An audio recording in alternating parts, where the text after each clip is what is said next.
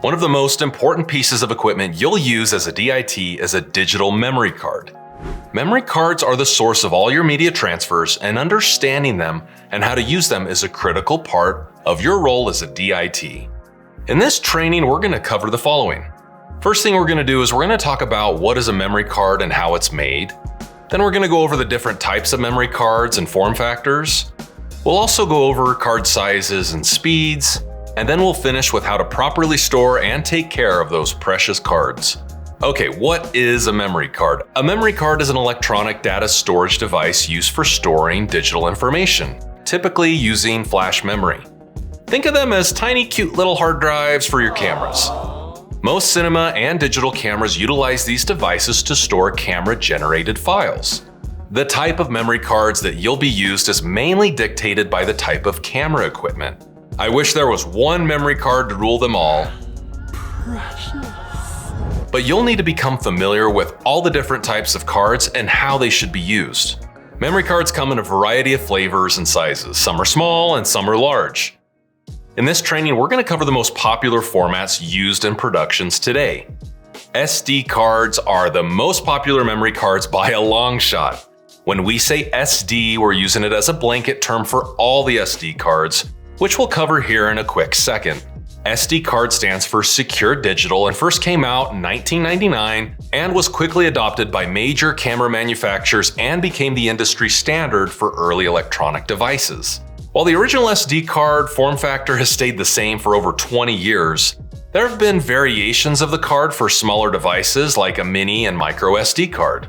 Then when storage capacities were increased, newer formats such as SDHC and SDXC were quickly released. Compact Flash or CF cards were the OG memory card and was popular because of its solid performance, and it had a denser shell construction so it wasn't as flimsy as other formats. As a result, Canon and Nikon made these the standard in their high-end cameras, making CF a very popular format among professionals. The biggest issue with CF cards were their pins, which were prone to bending. To get away from the limitations, a new variation called CFast was introduced, with a new bus speed doubling the throughput. They use the same form factor as its predecessor, but have quickly become obsolete with the new CF Express standard, which we'll talk about in a second. XQD is a memory card format that was developed as a successor to compact flash cards. They offered high storage capacities, faster card speeds, and again, many card manufacturers like Nikon and Sony quickly adopted the format. It allowed them to have higher resolution recording, and XQD's form factor also added more protection, which was helpful for more reliable performance in harsh environments. CF Express is the new and cool kid on the block. These cards are utilizing NVMe storage, and it's pushing the speed over the 2 GB per second mark. And these cards can reach several terabytes in storage. Because of this, they are becoming the gold standard for new high-end cameras, with major manufacturers switching to this format, and even some cinema cameras like Red adopting this format on their ecosystem.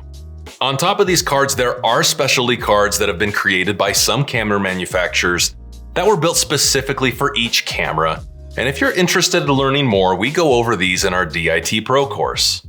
Just like hard drives, memory cards often come in a variety of sizes and capacities. While older cards were slow and had low capacity, newer memory cards have exploded in size with the growth of flash memory, and some cards can reach capacities of several terabytes.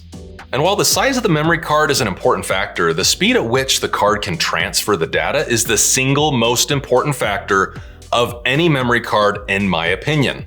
Verifying the speed of cards can get pretty tricky and confusing as the industry has adopted several methods and some clever marketing terms for labeling speeds. But I'm not done yet! The first thing I want you to do is to ignore any fancy words the card manufacturers put on the label.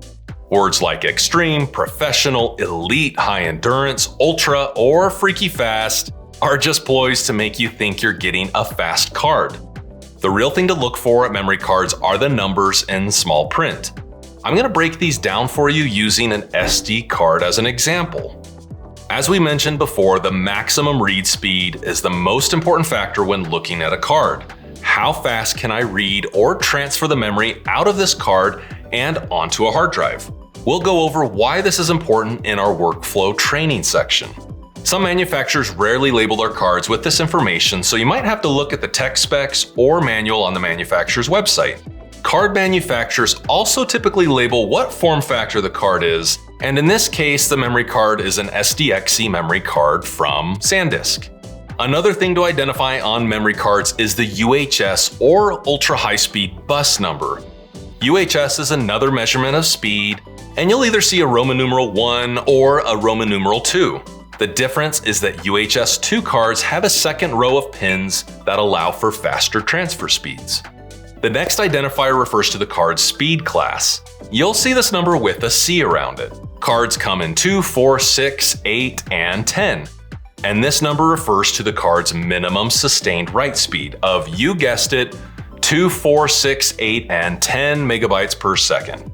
Aside from UHS Bus Speed, you'll also typically find the UHS Speed Class label. This label closely correlates to the speed class we previously talked about. This is usually labeled with a U1 or U3.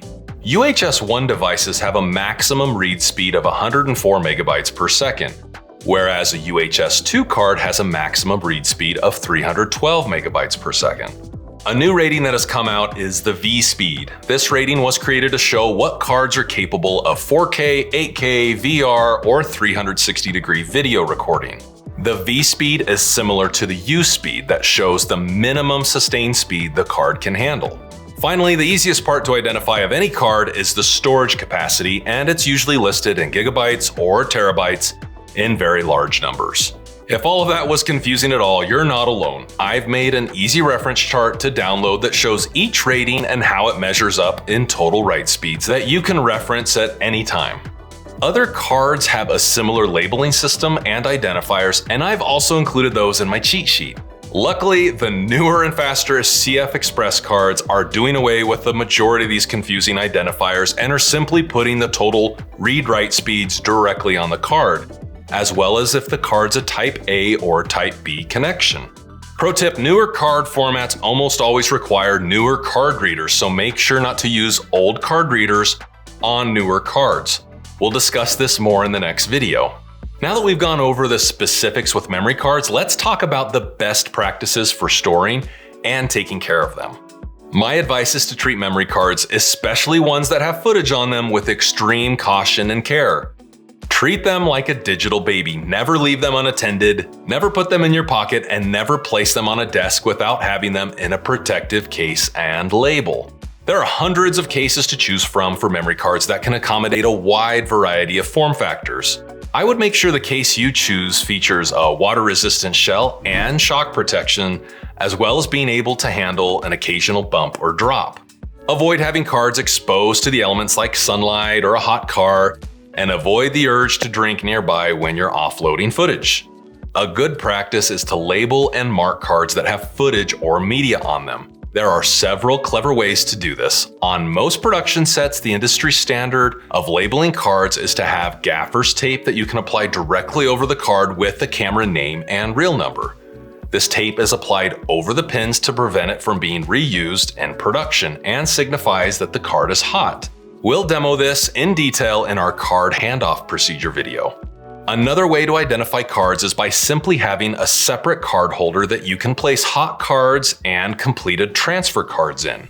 On all of my drone shoots, I have 2 card cases that I can easily identify which cards are blank and which ones are exposed. And this system has worked great when traveling or during quick card swaps. Now that we have gone over the different types of memory cards, let's jump right into what type of memory card readers you'll need to offload those cards.